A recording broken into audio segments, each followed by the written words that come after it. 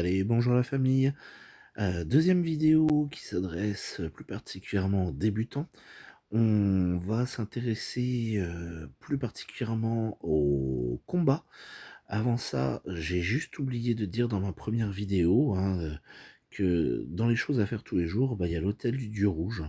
Donc l'hôtel du Dieu Rouge vous permet gratuitement d'obtenir des ressources, hein. Au minimum, vous gagnez 25 pièces d'or, hein, si c'est des jeux ou des jetons, etc. Je vois que j'ai la pub à regarder. Je le ferai tout à l'heure après la vidéo, parce que voilà, pour une petite pub de quelques secondes, eh ben, on gagne quelques ressources. Vous êtes libre de le faire, moi je le fais à chaque fois, c'est toujours sur le prix pour juste une petite vidéo. Et vous avez sur le même principe l'invocation quotidienne, pareil, vous avez des invocations gratuites tous les jours, pour une petite pub, bah, ça peut faire une invocation. Alors quand on est en fin de partie, qu'on joue depuis longtemps, c'est vrai que les jetons rouges ne nous servent pas beaucoup, les personnages à gagner, on les a souvent 7 étoiles, mais quand on débute, eh ben, ça a vraiment son importance, donc je ne peux que vous conseiller, hein, de regarder cette petite vidéo et de gagner donc des jetons. Je l'ai dit, maintenant je m'intéresse un peu plus au combat, donc on va partir du côté des raids pour simplement avoir un combat, rien d'extraordinaire, hein, je me fous de l'adversaire, je veux juste vous montrer deux ou trois choses. Alors déjà, quand vous ouvrez le menu raid, vous avez accès à l'écran de défense et c'est là que vous allez donc choisir quel personnage, quelle équipe vous allez mettre en défense quand on vous attaque en raid. Mais ce que je vais vous conseiller, c'est surtout sur le placement de vos personnages. Il faut bien comprendre que comment vous placez vos personnages va également déterminer comment les adversaires vont affronter votre équipe. Et donc ça, c'est valable principalement en raid, mais également dans les guerres d'alliance. Donc je vais vous conseiller de vraiment mettre vos personnages les plus tanky plutôt au milieu. Donc par exemple, si je vais voir dans mes équipes sauvegardées, regardez, si je prends donc mon équipe Stark, eh bien on peut voir que j'ai mis Ned, qui est mon personnage tank, au milieu. Et puis on va plutôt mettre les personnages les plus fragiles sur les deux extrémités. Donc moi, mes deux personnages les plus fragiles dans cette équipe, c'est Arya et Théon. On les met vraiment sur l'extrémité. Alors pourquoi? Eh bien parce qu'un adversaire, il est plus simple de faire des combos de gemmes et donc lignes de gemmes au milieu de l'écran plutôt que sur les côtés. Et en début de combat, Ned sera touché par 3 colonnes, là où Arya et Théon ne sont touchés que par une colonne. Et avant que Arya et Théon ne soient touchés par 3 colonnes, il faudra donc tuer Ned, et il faudra tuer Robb pour pouvoir accéder aux 3 colonnes de Théon. Et il faudra tuer Ned et Sansa pour accéder aux 3 colonnes de Arya. Donc ça va protéger un peu les personnages qui sont sur les deux côtés. Donc les personnages qui font beaucoup de dégâts mais qui sont entre guillemets des cracottes, il vaut mieux les mettre sur les côtés. Et vos tanks, comme les Ned, il vaut mieux les mettre au milieu. C'est quelque chose de très important, je ne peux que vous le conseiller. Ça fait vraiment la différence dans vos défenses. Voilà pour ça. Ensuite, on va sortir donc d'ici. Alors, on va voir, qu'est-ce qu'on a comme adversaire? Bon, lui, il me rapporte 806 argent. Et ben allez, on va partir sur lui pour vous montrer ce que je veux vous montrer. Alors, donc, ouais, bon, voilà. Là, déjà, première chose, quand vous lancez l'écran, si vous faites un clic long sur, par exemple, Sansa, si c'est un personnage que vous ne connaissez pas, ça vous permet d'accéder eh bien, à ses aptitudes. Et vous pouvez faire ça également pour chaque personnage. Donc, quand c'est des personnages que vous connaissez par cœur, vous n'en avez pas besoin. Mais quand on débute, eh bien, on ne connaît pas forcément les personnages, on ne sait pas s'ils sont forts, s'ils peuvent vous embêter. Eh ben, un clic long sur le personnage avant même de lancer le combat, et ça vous permet eh bien, d'accéder à à la description de ses compétences et de ses passifs, et de voir comment vous allez pouvoir l'affronter. Ou si tout simplement vous allez lancer le combat, si vous pouvez avoir le dessus ou pas. On peut voir que l'équipe en face de moi, donc c'est une équipe Stark, a 3 bonus. Et si on clique sur les bonus, eh bien on peut y accéder. On peut voir qu'il a un bonus parce qu'il y a les deux sœurs, donc Sansa et Arya, ça nous dit ce qu'il fait.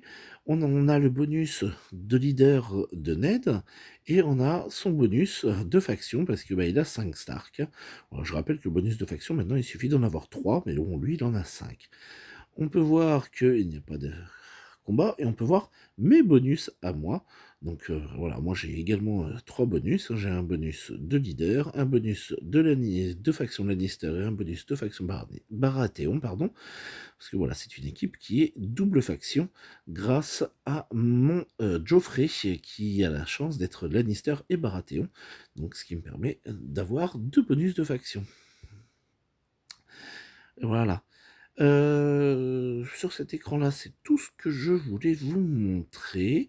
Ah si, on peut également aller, en faisant un clic long sur nos personnages, on peut rentrer dans le menu de nos personnages. Si on a un petit niveau à leur faire gagner, si on veut modifier les équipements, augmenter une compétence, voilà, il suffit de faire un clic long sur nos personnages et on rentre dans leur écran. C'est toujours très pratique. Voilà. Ensuite, eh bien, lançons le combat.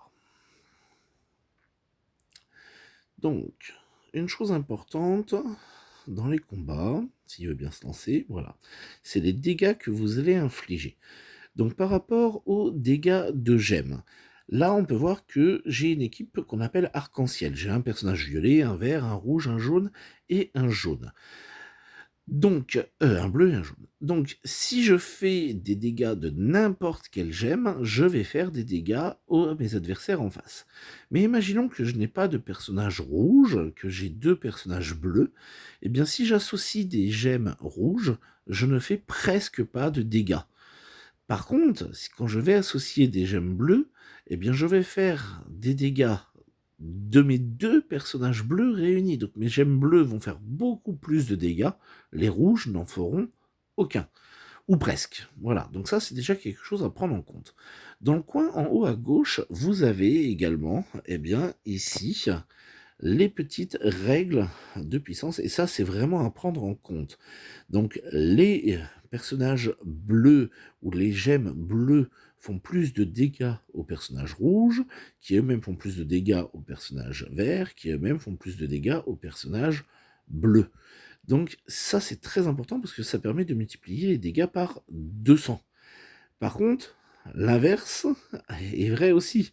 Si vous attaquez avec un personnage vert, un personnage rouge, eh bien là, vos dégâts sont divisés par 2. Vous ne faites que 50% des dégâts.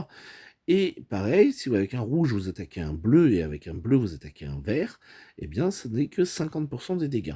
Donc ça c'est très très important à prendre en compte, d'attaquer le bon personnage avec la bonne couleur de gemme ou avec le bon personnage en utilisant ses compétences. En ce qui concerne le jaune et le violet, alors eux, si vous attaquez un personnage jaune ou violet avec un personnage rouge, bleu ou vert, bah vous êtes à 100%, il n'y a ni bonus ni malus. Si un personnage jaune ou violet attaque un personnage rouge, bleu ou vert, c'est pareil, hein, il n'y a ni bonus ni malus.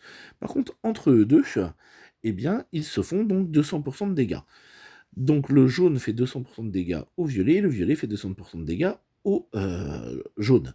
Alors l'avantage du coup des personnages jaunes et violets, c'est qu'ils ne peuvent jamais faire de dégâts faibles. Ils font soit des dégâts normaux à 3 couleurs de personnages, soit des dégâts forts à leur opposé.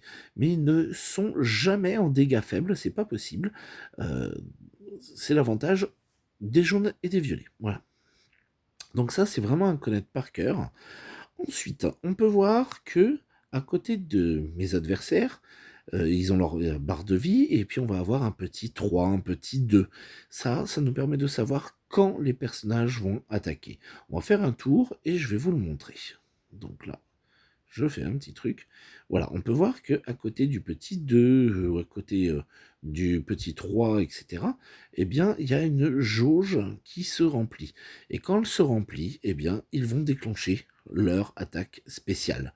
On peut voir également que à côté de Rob et de Arya, j'ai des petites épées. Ça veut dire que là, à la fin du tour, ces 2 personnages-là, ils vont m'attaquer. Ils vont me faire une attaque normale. Et quand la jauge, par contre, est pleine, là, ils me font leur attaque spéciale. Voilà, voilà. Donc là, on va continuer, nous, de remplir. Voilà. Voilà, alors là, j'ai mon Stannis qui est prêt à faire feu. Donc Stannis, c'est un personnage qui attaque de manière multi-cible. Donc j'ai juste à le claquer. Et imaginons là, ah j'ai un doute, je me souviens plus, Aria en face, mais qu'est-ce qu'elle fait? Eh bien j'ai juste à faire un clic long sur Aria, et regardez, j'ai à nouveau un détail de toutes ses compétences, de son attaque, de ses passifs, mais je vois également tous ses bonus et ses malus. Ah, mais attendez, c'est quoi le malus ou le bonus là que j'ai sur mon Jamie à moi? Eh ben pareil, je fais un clic long sur mon Jamie et j'ai accès donc à ses compétences, je peux tout voir, je vois ses bonus, ses malus. Tiens, Glace, qu'est-ce que c'est? Ah ben, je peux cliquer dessus pour aller voir. Voilà, n'hésitez pas en cours de combat à aller voir. Oh, là, par contre, je vois que mon combat est quasiment fini. Il me reste plus qu'une minute 42. Donc on va accélérer un petit peu. Alors, n'hésitez pas également à cliquer sur un personnage, voilà, pour balancer une attaque. Ça permet de choisir qui vous souhaitez attaquer. Là, je vais accélérer un peu de rythme parce qu'il ne me reste plus beaucoup de temps. Je suis bavard, je vous dis des choses. Hop là, une bonne petite cascade de gemmes. Voilà, ça c'est la joie. Hop là, en quelques secondes, le combat est étorché. Bon, c'est la joie des Baratheons, c'est que ça fait très bobo. Et donc oui, je voulais insister, mais ce n'est pas du hasard le choix des compétences, hein. Donc vous cliquez sur un personnage adverse et ça permet de choisir contre qui vous voulez lancer vos compétences. Donc par exemple, bah là, moi j'avais choisi mon Jaime sur Ned.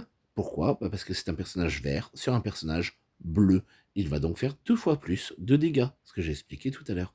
Voilà pour les combats, j'en ai fini sur ces petites vidéos tuto débutants. Je reviens très bientôt pour d'autres vidéos. Comme d'hab, vous n'hésitez pas à me poser des questions s'il y a besoin. Bonne journée, au revoir, salut la famille.